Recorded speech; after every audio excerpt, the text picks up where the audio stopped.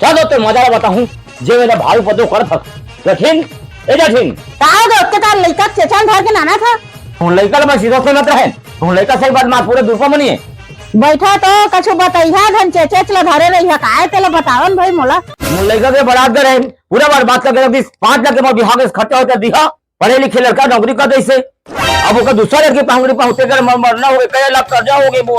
का करे रे तूरा उसके साथ गलत करे सो ओकर का कहला के नुकसान हो गए अरे मैं क्या गलत करे हूं मैं कुछ गलत नहीं करे हूं वो बिना मतलब के धर के मोलो पुल करे ले लात है वो चलते मोलो कक्का पर लड़की वाला मन डंडा के खोजा थे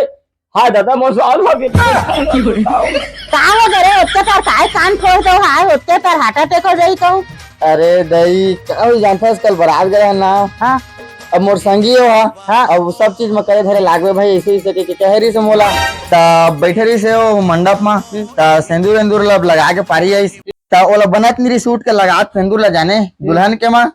और तमा नहीं बना सके कि मैं लगा पारे अब मैं ओला मदद करूं दई और सिंदूर लगा नहीं बना सके तो मोला मारे वो जमे जन खोजा थे यदि वो ला के मोला मारे दादा तो उसने बुता करे ओकरे मत सिंदूर लगा दे रे ले जल्दी खाना जावा मोला ले जे का जरा दूसरे के एक बार भाई आवा था वो लेके वो ले जाई खाना कौन भोसड़ी के हरे रहा पूरा खड़े ये तो यार रे गलती ला करे हट जा